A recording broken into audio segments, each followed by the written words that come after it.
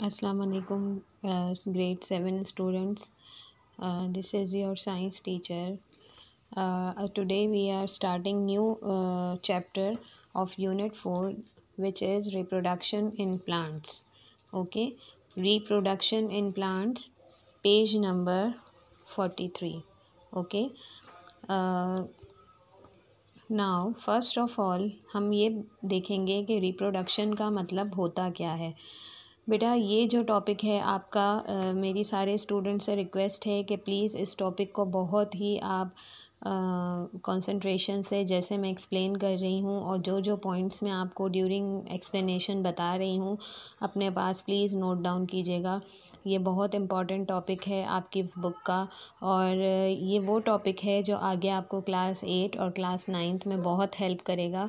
ये basic topic है जिसमें हम ये डिस्कस करेंगे कि प्लांट्स जो है वो कैसे रिप्रोड्यूस होते हैं, कैसे जो है वो पेरेंट सेल से जो है वो एक न्यू प्लांट जो है वो क्रिएट होता है। ठीक है, तो इसलिए मेरी आपसे रिक्वेस्ट है कि आप लोग जो है जो मैं टॉपिक एक्सप्लेन करूँगी उसे प्लीज़ अपने पास नोट डाउन कीजिएगा, या तो आप बुक में निशान लगा लें, बुक में लिख लें, क्योंकि एक अच्छे स्टूडेंट की यही पहचान होती है कि जो उसे उस वक्त समझाया जाए वो अपने वर्डिंग्स में उसे अपने पास नोट करें। और साइंस आपको पता है कि ऐसा टॉपिक है, आपका ऐसा सब्जेक्ट है जो सिर्फ देख लेने से या पढ़ लेने से समझ में नहीं आता। उसको थरली स्टडी करना, इम्पॉर्टेंट पॉइंट्स को नोट डाउन करना ही आपके लिए आगे बहुत ज़्यादा फ़ायदेमंद होगा। ठीक है, तो रिप्रोडक्शन का मतलब क्या होता है, सबसे पहले हम रिप्रोडक्शन पढ़ेंगे। ठीक है, रिप्रोडक्शन का मतलब होता है न्यू इंडिविजुअल का प्रोड्यूस होना। ठीक है, न्यू इंडिविजुअल का प्रोड्यूस होना। ये देखें, यहाँ मैंने भी अपने पास जो है आप लोगों को एक्सप्लेन करने के लिए अपने पास डेफिनेशन लिखी है रिप्रोडक्शन की। ठीक है, इजी डेफिनेशन लिखी है, आपकी बुक में जो है बहुत ज़्यादा डिटेल में लिखा हुआ है, तो आपको इजी वर्डिंग्स में एक्सप्लेन करने के लिए मैंने ये डेफिनेशन लिखी है। Reproduction is the process of producing new plants from parent cell. ठीक है, रिप्रोडक्शन एक ऐसा प्रोसेस है जिसमें क्या होता है, न्यू इंडिविजुअल या न्यू प्लांट जो है वो बनता है अपने प्रीवियस पेरेंट सेल से। ठीक है, अब यहाँ पर रिप्रोडक्शन की हमारे पास दो टाइप्स हैं, एक है एसेक्सुअल रिप्रोडक्शन और दूसरी है सेक्सुअल रिप्रोडक्शन। ठीक है, अब एसेक्सुअल रिप्रोडक्शन में क्या होता है, does not involve fusion of gametes, यानी इसमें एसेक्सुअल रिप्रोडक्शन में आपका फ्यूजन दो, यानी आपके जो मेल और फीमेल पार्ट्स होते हैं प्लांट्स के, उसका फ्यूजन नहीं होता, उनके सेल्स का फ्यूजन नहीं होता। इसे हम कहते हैं एसेक्सुअल रिप्रोडक्शन, यानी ऐसी रिप्रोडक्शन जिसमें फ्यूजन ऑफ गैमेट इन्वॉल्व ना हो। ठीक है, उसे हम कहते हैं एसेक्सुअल रिप्रोडक्शन। हमारे प्लांट में जो हमारे पार्ट्स होते हैं, रूट, स्टेम्स और लीफ, ये हमारे प्लांट के वो पार्ट हैं जिनमें कौन सी रिप्रोडक्शन होती है, एसेक्सुअल रिप्रोडक्शन होती है। ठीक है, इसके बाद दूसरी टाइप से रिप्रोडक्शन की हमारे पास सेक्सुअल रिप्रोडक्शन। सेक्सुअल रिप्रोडक्शन में होता क्या है, involve fusion of male and female gametes. ठीक है, एसेक्सुअल रिप्रोडक्शन में मैंने अभी आपको बताया कि कोई भी मेल और फीमेल रिप्रोडक्टिव पार्ट इन्वॉल्व नहीं होता, जबकि सेक्सुअल रिप्रोडक्शन में मेल और फीमेल गैमेट्स का फ्यूजन होता है, जिससे क्या होता है, न्यू प्लांट या न्यू सीड्स प्रोड्यूस होते हैं। ठीक है, नया सीड बनने के लिए मेल पार्ट और फीमेल पार्ट जब फ्यूज़ होते हैं तो एक नया सेल रिप्रोड्यूस होता है प्लांट में। ठीक है, अब ये सेक्सुअल रिप्रोडक्शन हमारे प्लांट के कौन से पार्ट में होती है, फ्लावर में, फ्रूट में, और हमारे पास सीड में सेक्सुअल रिप्रोडक्शन होती है। एसेक्सुअल रिप्रोडक्शन हमारे प्लांट के रूट, स्टेम और लीफ के पार्ट्स में होती है। सेक्सुअल रिप्रोडक्शन हमारे पास सीड्स और फ्लावर और फ्रूट में होती है। ठीक है, अब यहाँ पर हमारे पास सेक्सुअल रिप्रोडक्शन के 3 प्रोसेस हैं, जिसमें है pollination, fertilisation, formation of seed and fruit. ठीक है, अब यहाँ आपको एक बात क्लियर कर दूँ कि सबसे पहले जब सेक्सुअल रिप्रोडक्शन स्टार्ट होती है, यानी न्यू प्लांट बनने का जब प्रोसेस स्टार्ट होता है, तो उसमें सबसे पहला हमारे पास स्टेप जो है उसमें पॉलिनेशन का प्रोसेस होता है। जब पॉलिनेशन कंप्लीट हो जाती है तो वो जो एग इधर हमें मिल रहा होता है वो इस फर्टिलाइजेशन के प्रोसेस में फर्टिलाइज होना शुरू होता है। जब एग कम्प्लीटली फर्टिलाइज हो जाता है तो फिर एक नया सीड और फ्रूट की फॉर्मेशन होती है। ठीक है, ये यहाँ आप लोगों को रिप्रोडक्शन मैंने बहुत क्लियरली एक्सप्लेन कर दिया है उसकी टाइप्स के साथ, ठीक है। बुक में भी हमारे पास सेक्सुअल रिप्रोडक्शन और एसेक्सुअल रिप्रोडक्शन की डिस्क्रिप्शन दी हुई हैं। अच्छा, अब बच्चों, अब आपको मैं बुक की तरफ ले चलती हूँ दोबारा, ताकि आपको ऐसा ना लगे कि मैं इस बुक में से एक्सप्लेन नहीं कर रही।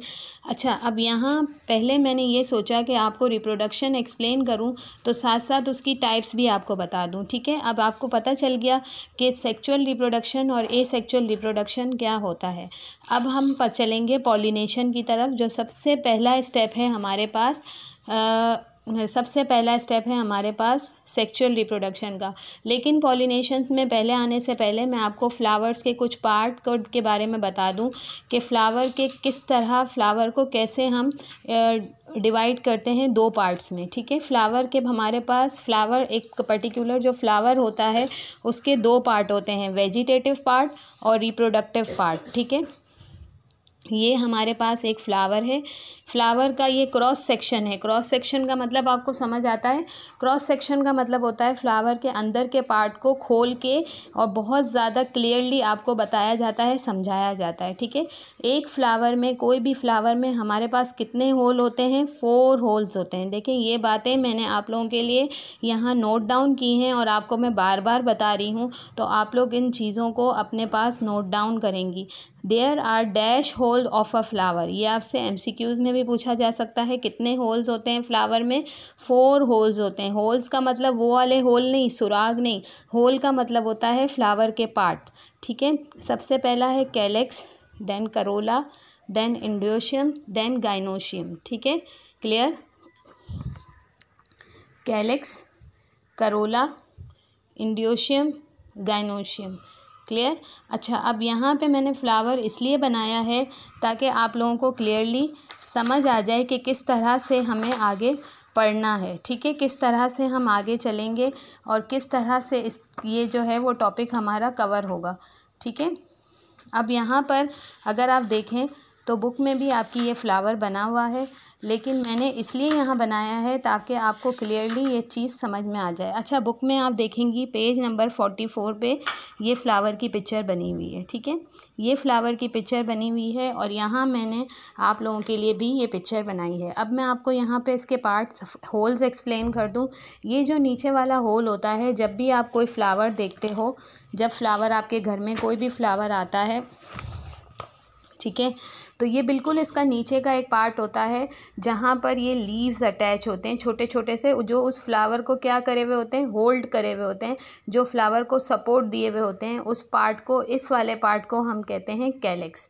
क्या कहते हैं? कैलेक्स। इसके बाद यहाँ पे ऊपर की तरफ जो पार्ट आता है जिसमें पेटल्स आना शुरू होती हैं, पत्तियाँ लगी हुई होती हैं फ्लावर की, उसे हम कहते हैं करोला, ठीक है। उसके बाद एंडोशियम है। ये फ्लावर का वो पार्ट है जिसे हम कहते हैं मेल रिप्रोडक्टिव पार्ट, यानी ये फ्लावर का वो पार्ट होता है जो मेल सेक्स सेल्स प्रोड्यूस करता है, ठीक है, एंडोशियम, ठीक है। इसके बाद नंबर 4 पार्ट है हमारा गाइनोशियम। ये वो फ्लावर का पार्ट है जो फीमेल सेक्स सेल प्रोड्यूस करता है। अब मैं आपको यहाँ बता दूँ, ये देखें, जो ये वाला पार्ट आ रहा है ना, जिसमें एंथर आ रहा है, फिलामेंट आ रहा है, ये फ्लावर का मेल रिप्रोडक्टिव पार्ट है, ठीक है। अब यहाँ पर जो आप देख रही हैं, ये जो आप देख रही हैं, यहाँ पे जो ओवी आ रहा है, स्टाइल आ रहा है, स्टिग्मा आ रहा है, ये हमारा फीमेल रिप्रोडक्टिव पार्ट है जिसे हम गाइनोशियम कहते हैं। अच्छा, अब होता क्या है? सबसे पहले पॉलिनेशन के प्रोसेस में होता ये है कि ये जो एंथर आपको नज़र आ रहा है ना, इस तरह से बना हुआ, ठीक है, इस एंथर के अंदर बहुत सारे पॉलन ग्रेन्स होते हैं, छोटे छोटे येलो कलर के बहुत सारे पॉलन ग्रेन्स होते हैं। तो ये फ्लावर का कौन सा पार्ट है? मेल पार्ट है। अच्छा, अभी हम यहाँ पर पॉलिनेशन पढ़ रहे हैं, तो मैंने आपको पहले ही एक्सप्लेन किया कि पॉलिनेशन कौन सी टाइप है रिप्रोडक्शन की?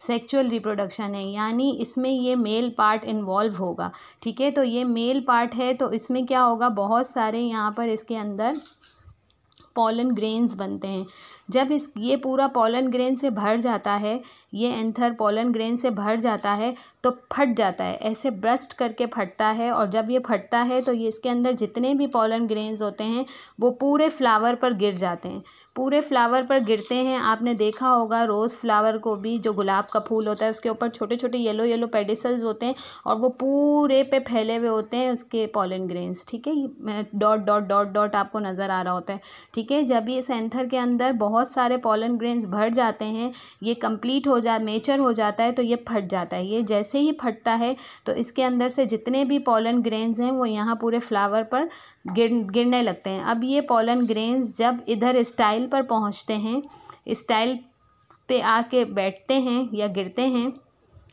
ठीक है, इस स्टिग्मा पे आके गिरते हैं। जब ये पॉलन ग्रेन एंथर से निकलकर, या जब एंथर ब्रस्ट होता है तो ये पॉलन ग्रेन्स निकलकर स्टिग्मा तक आते हैं। स्टिग्मा तक आने के बाद ये अंदर स्टिग्मा पे स्टिक हो जाते हैं, यहाँ स्टिक हो जाते हैं और फिर ये अंदर की तरफ मेचर होना शुरू होते हैं। मेचर का मतलब क्या होता है, यानी अंदर स्टाइल की तरफ बढ़ना शुरू होते हैं, स्टाइल की तरफ बढ़ना शुरू होते हैं।